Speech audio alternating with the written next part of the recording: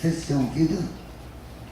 Eu agradeço o convite dos organizadores desse evento, e em especial a Leilane, né, que é a razão maior de eu ter aceito estar aqui hoje, quase na véspera de uma grande viagem para a qual não preparei nada.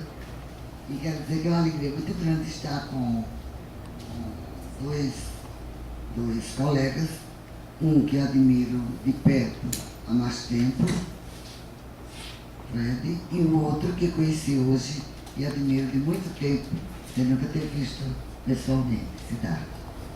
Bom, eu, pelo que foi colocado na mesa, eu fiquei a imaginar, pela composição dos colegas, que para mim caberia haver uma expectativa de que eu ia falar do ponto de vista mais da singularidade dos corpos, dos nossos corpos, e um passeio pela diversidade de uso dos corpos pela cultura.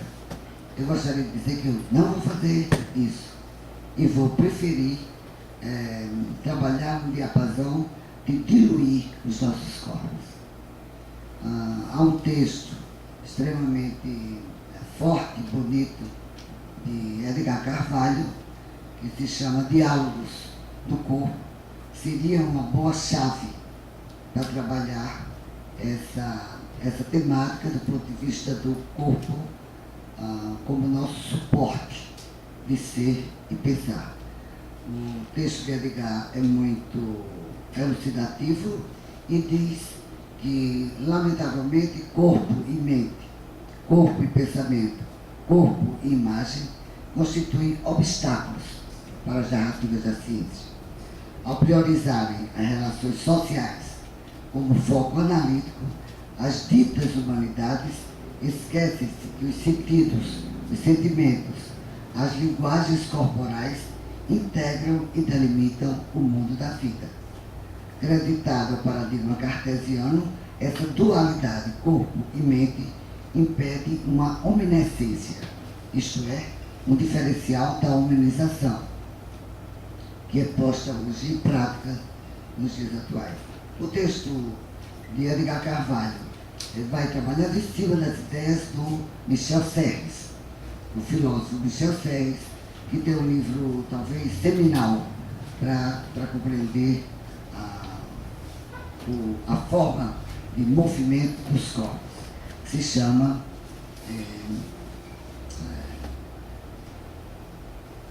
esqueci agora, daqui a pouco eu digo. Então, o texto de Edgar vai trabalhar com algumas cifras para falar do corpo. Ele vai dizer que o corpo movimenta, o corpo varia, o corpo imagina, o corpo perverte, o corpo recria, o corpo iguala, o corpo padece, o corpo pode, o corpo narra, o corpo suporta, o corpo reconcilia. De todas essas, o texto do Michel Serres chama-se Variações sobre o Corpo. De todas essas entradas, essas chaves de Edgar, talvez eu diga que minha fala está na ideia de que o corpo iguala. Não entre nós exatamente, mas é uma forma de lembrança do nosso débito enorme com o mundo maior do qual somos parte. Eu vou ler meu texto, porque eu gosto muito de falar demais e assim eu não tomo o tempo dos outros colegas aqui da mesa.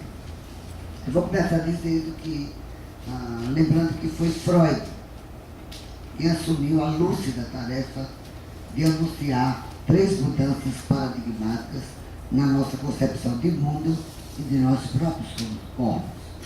Ele anunciou 3 mudanças na escala das matrizes do pensamento científico ocidental, é claro. Esse anúncio foi feito em 1930 no clássico Mal-Estar na Civilização.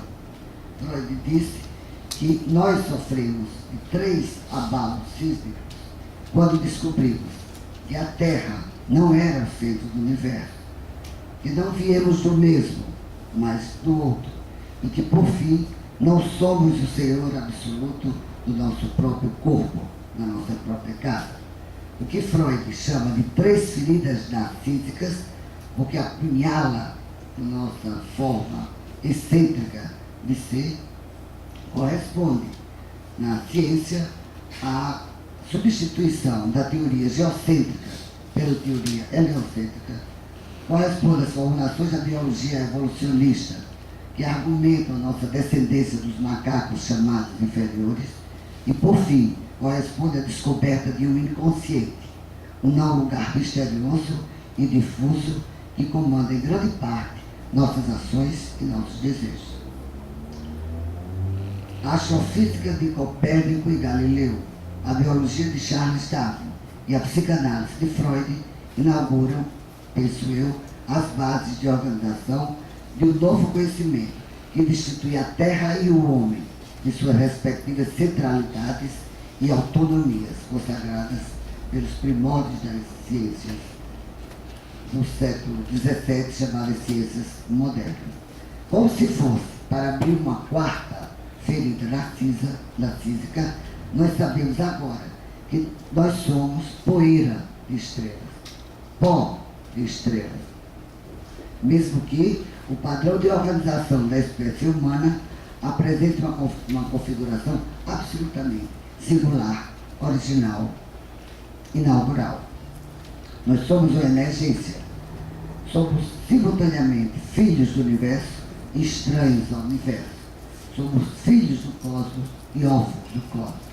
Essas palavras são de Michel Cassé, astrofísico, e de Edgar Morin, no livro justamente que se chama Filhos do Céu. Para falar que somos constituídos pelas mesmas partículas que originaram o universo, complementa Michel Cassé. Nós somos seres mortais, feitos de elementos imortais. Sabemos agora que há um padrão que religa todas as coisas, sejam elas materiais ou imateriais. E longe desse padrão se referir a um elemento metafísico ou a um espírito, argumenta Riberson que toda divisão da matéria em corpos independentes de contornos absolutamente determinados é uma divisão artificial. O epicentro, que para Bergson oferece positividade à ideia de padrão que religa, é o nosso corpo, lugar da emergência de uma memória hipercomplexa, que por isso mesmo não opera como um sistema autônomo, nem muito menos fechado. Ao contrário, a fabulosa memória humana é uma auto-eco-organização das imagens previamente existentes no mundo. É um artifício que dá forma como a um análogo à matéria. E o que é a matéria?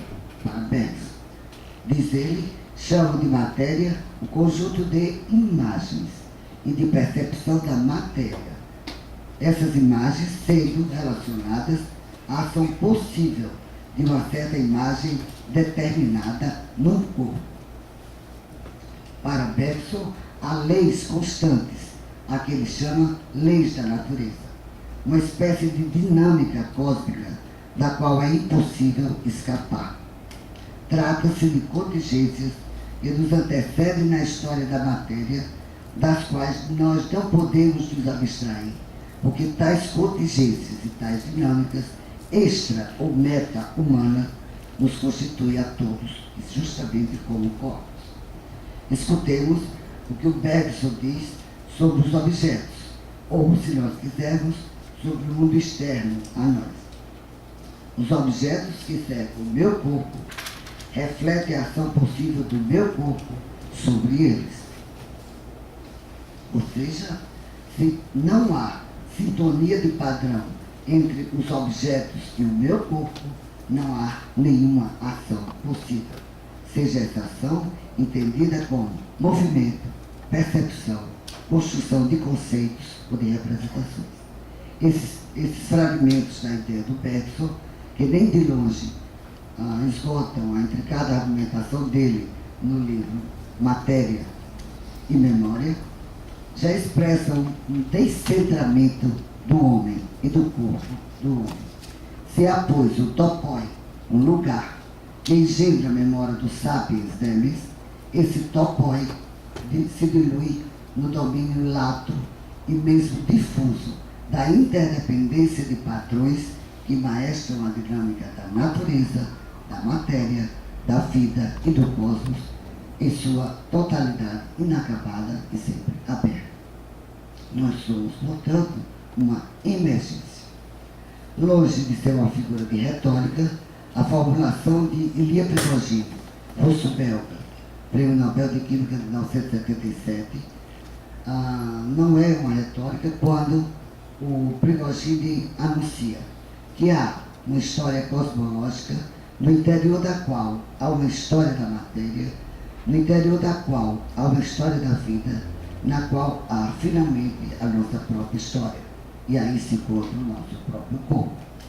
A interconectada história do cosmos, da matéria e da vida, da qual nós somos herdeiros, parece ter sido engendrada pela dialógica potência, possibilidade e liberdade. Era assim que pensava o Prigogine. Abro aspas para ele.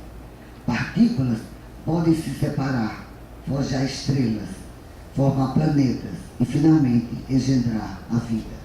Eu diria, continua Prigogine, que a criação do mundo e do homem é uma criação da liberdade. A liberdade, porque essas moléculas reais podem ir em todos os sentidos, criar estruturas, especialmente as estruturas dissipativas, logo a vida e o homem, logo as culturas. Para Prigogine, a criação do universo, da vida e do próprio homem é, antes de tudo, uma criação de possibilidades, das quais algumas se realizam, outras não. E também nisso, diz Prigogine, estou de acordo com Bergson, que dizia: a realidade é apenas um caso particular e possível. Um caso possível. Somos o caso possível, mesmo que um caso possível especial. Uma realidade chamada homem, uma forma de vida que atende pelo codinome de sapiens, sapiens demis.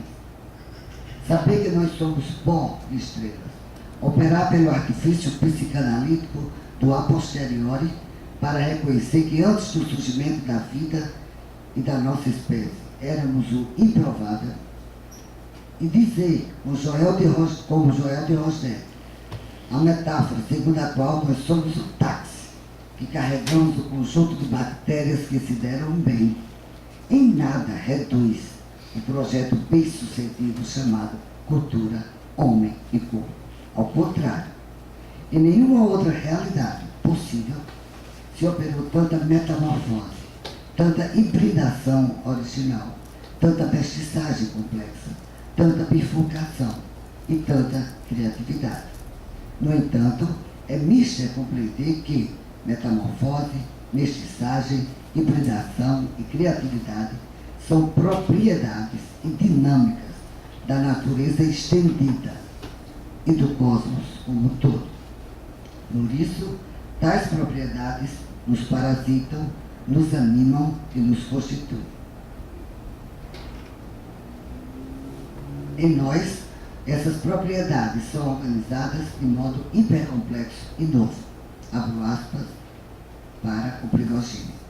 Há uma criatividade no ser da natureza. E entre os sistemas que exibem formas mais alargadas essa criatividade, talvez seja o homem o que ocupe o lugar de destaque na aventura da história do cosmos, da vida e da Terra. A quarta ferida narcisa da qual estou falando anuncia, portanto, o estreito parentesco do homem com o universo e, numa escala mais reduzida, o débito impagável que nós temos com o planeta Terra. Elizabeth Santores, com firmeza, já assinalou que é pouco rigoroso afirmar que existe vida na Terra. Como sabemos, nosso planeta é um organismo vivo. E para Santores, existe vida da Terra. E nós fazemos parte desta vida. Joel de Rosdet desdobra esse argumento de forma mais ousada. Diz ele, a Terra abriga o embrião de um corpo e o esboço de um espírito. Esse corpo mantém-se vivo graças às grandes funções ecológicas e econômicas que constituem a ecosfera. Se valendo da metáfora do homem simbiótico, Joel de Rosner discute o contexto histórico e projetivo da macro-vida planetária, que para ele tem 3 etapas. A primeira etapa é a auto-organização, a segunda, a co-evolução, e a terceira, a que vivemos hoje, é a simbiose. Nas palavras de Roger, a metáfora do simbionte é um modelo hipotético e simplificador, destinado a favorecer uma tomada de consciência. A da próxima etapa, na minha concepção a mais provável, do desenvolvimento da espécie humana em coevolução com máquinas e organizações. Essas proposições encontram resistências, oferecem perigo, confessam os cientistas. Para Roger, tentar abolir a fronteira entre o natural e o artificial expõe aos perigos do reducionismo e de um imperialismo científico que vai à conquista das ciências chamadas sociais. Eu não procuro, dizer, reduzir as invenções do homem às emergências espontâneas resultantes dos mecanismos de auto-organização. Nem quero extrapolar as leis da física ou da biologia para os sistemas sociais. Não. O meu objetivo é colocar em evidência regras simples que se apliquem à evolução do conjunto da matéria organizada e tirar daí lições para a nossa ação em sociedade. O conjunto das pesquisas desenvolvidas para além dos limites disciplinares se constituem em vetores de avanço das ciências hoje e oferecem, portanto, um cardápio interpretativo, provocativo e inaugural. Para fazer 2 referências a esse respeito, cito os macro-argumentos do filósofo e antropólogo Bruno Latour e do médico, biólogo e filósofo Henri Atlan. Desde a década de 70 do século passado, Henri Atlan tem por hipótese um limite difuso entre os domínios bióticos e pré-bióticos. Para ele, podemos reconhecer sempre as diferenças evidentes entre seres vivos e não vivos, e entre seres conscientes e inconscientes, mas, ao mesmo tempo, reconhecemos que existe uma unidade substancial entre todos os corpos, e mesmo uma unidade histórica, se considerarmos o processo da evolução, tanto pré-biótico, que conduziu às origens da vida, quanto biológico propriamente dito, que produziu o aparecimento da nossa espécie, inclusive o aparecimento da espécie humana. Para Henri Atlan, por sua vez, essa contingência da dinâmica da evolução da matéria e da vida expõe o problema de onde colocar barreiras, fronteiras entre diferentes classes de existência. Diz Atlan, contrariamente ao que se concebia antigamente, as fronteiras tendem a se apagar. E é difícil decidir sobre o lugar onde devemos colocar uma barreira entre vivo ou não vivo, entre natureza e cultura, entre sujeito e mundo, se é que essa barreira exista de alguma forma. Dessas afirmações e argumentos do Henri Atlan, não devemos inferir uma tese em favor da indistinção, nem da indiferenciação da história dos domínios bióticos e pré-bióticos. Ao contrário, é na afirmação da diferença que o biólogo francês aporta as bases de sua matriz epistemológica.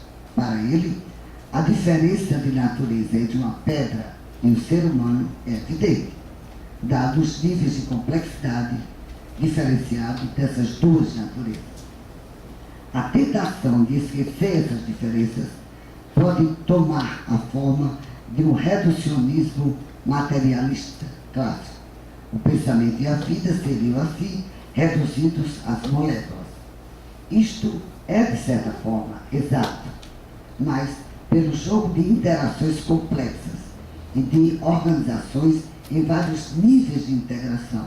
E por isso, as propriedades emergentes, a um nível, não são redutíveis às propriedades que constituem os vários níveis mais abaixo.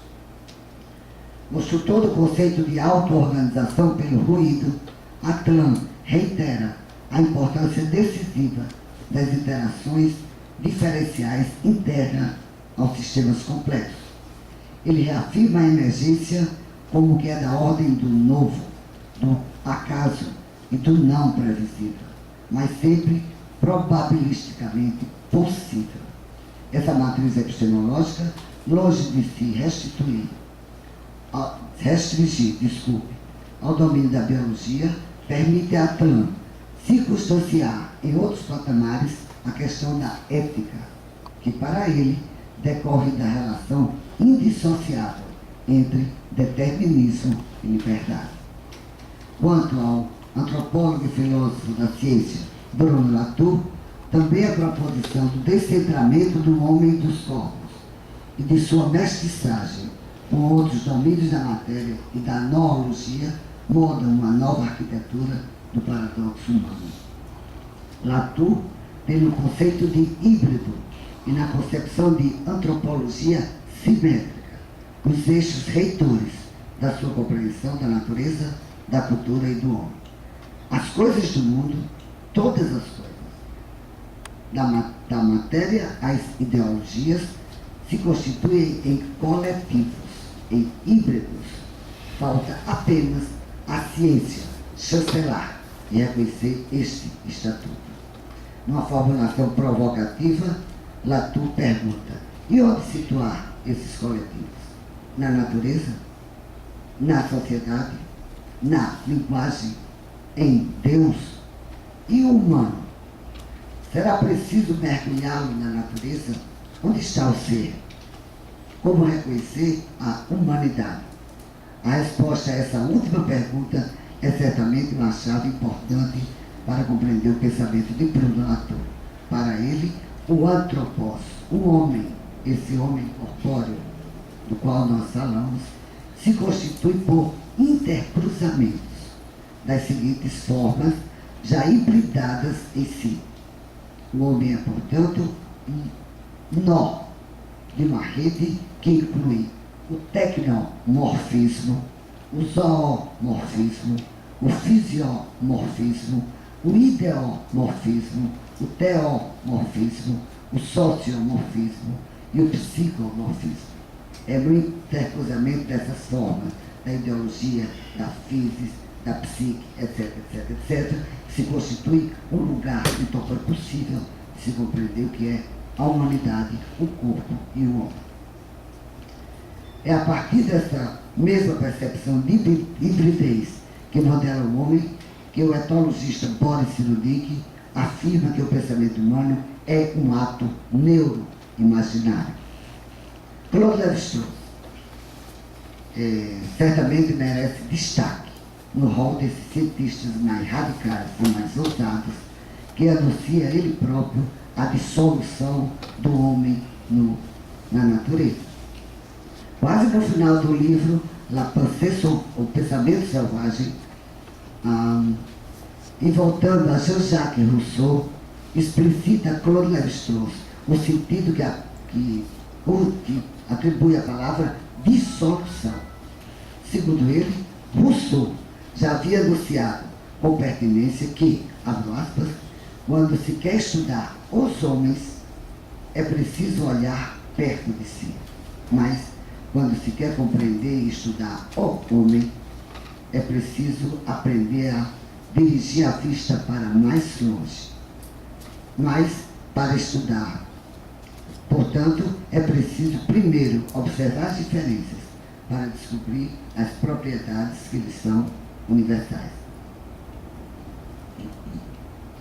Para Claude Lévi-Strauss, entretanto, não basta reabsorver humanidades particulares numa humanidade universal e geral. É essencial, abre aspas, reintegrar a cultura na natureza, diluir a cultura na natureza e, finalmente, A vida é preciso ser reintegrada no conjunto das condições físico-químicas. O verbo dissolver, esclarece Lévi-Strauss, não implica absolutamente, ao contrário, inclui a destituição das particularidades.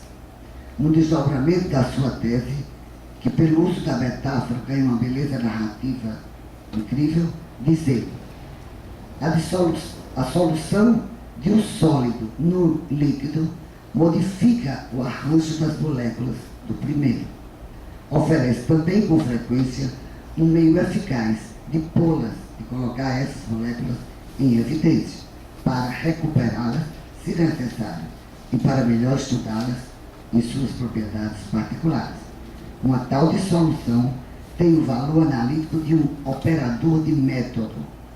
Deve, entretanto, satisfazer duas condições. Em primeiro lugar, não empobrecer os fenômenos submetidos à redução. Em segundo lugar, assegurar previamente que se reuniu em torno do fenômeno que se quer estudar tudo o que contribui para a sua riqueza e originalidade distintivas. Termina dizendo Claude Lévi-Strauss, porque de nada adiantaria empunhar o martelo se fosse para bater ao lado do prego.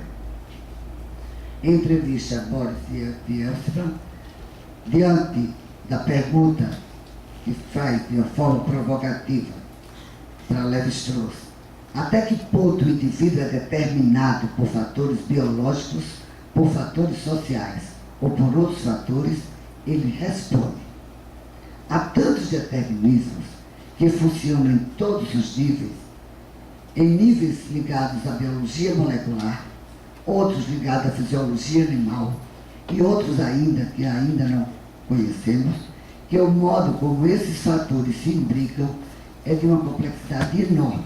E isso, portanto, retira o sentido desse gênero de pergunta: se o homem é determinado ou é o sujeito da liberdade. Não faz sentido para o Claude Lévi-Strauss.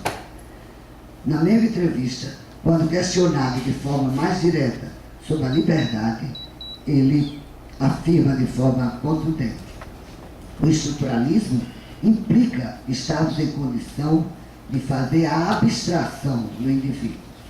Se você tem um microscópio com vários aumentos e utilizar um aumento fraco, em uma gota d'água verá animais que se alimentam, que copulam, que se afeiçoam, que se odeiam e para os quais existe a liberdade.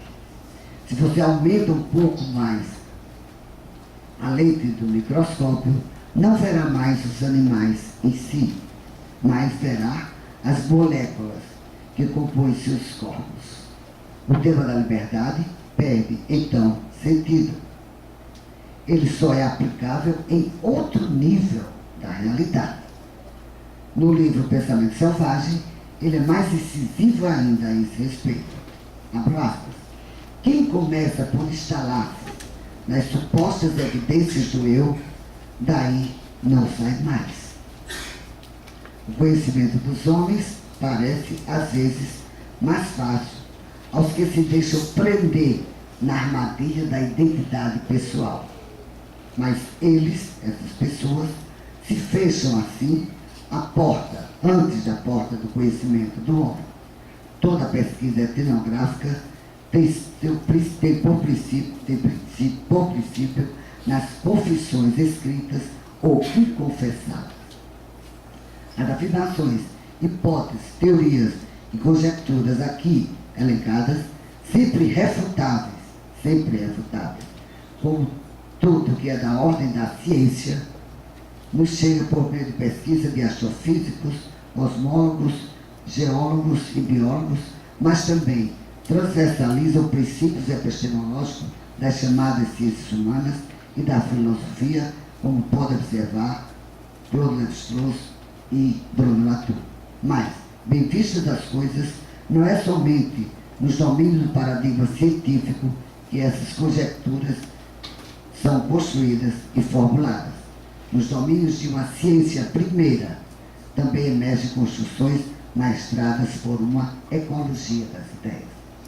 Para referir apenas um fragmento e para concluir, um fragmento dessa estratégia de religação de uma ciência próxima das coisas do mundo, de uma lógica do sensível, eu cito aqui um pensador selvagem, porque não domesticado pelos códigos da ciência, Francisco Lucas da Silva, pescador da Lagoa do Piató, morador, portanto, da cidade do Açu. Diz Francisco Lucas: tudo que o homem faz, tudo que o homem inventa, ele pensa que fez algo diferente, mas eu não vejo por esse lado. Isso tem significado com o que já existe antes. O homem fez um computador que armazena tudo. É como você nasceu e armazenou tudo que aprendeu. Continua ele: as coisas imitam o que já existe no planeta. Tudo que a ciência descobre, a natureza já ensinou há muito tempo. Então, voltamos para terminar. Então, ao começo, quando eu falei do livro Filhos do Céu, dessa vez para falar de um antropólogo, um homem cósmico, expressão usada por Edgar Morin, para lembrar que a concepção de cosmo é uma criação do homem e nada mais. Diz ele: cada um de nós, dessa concepção, é um microcosmo que contém em si a totalidade do universo. Esse microcosmo não é um espelho, como acreditavam os antigos herméticos. Lembra Edgar? Trata-se mais propriamente de um ponto de holograma que contém a totalidade da informação, ao mesmo tempo que se apresenta radicalmente novo. Somos, como corpo, hiper singulares, mesmo tendo o universo inteiro dentro de nós. Pode estrela, que sonha acordado, que projeta a utopia, que diz era uma vez, que padece das dores da alma e experimenta intempestivamente os êxtases químicos e amorosos. Compreender isso talvez injete um pouquinho de poesia e de proximidade do parentesco com a vida mais extensa, sobretudo nós que temos vidas desassossegadas e errantes. Obrigado, era isso que eu tinha para dizer a vocês.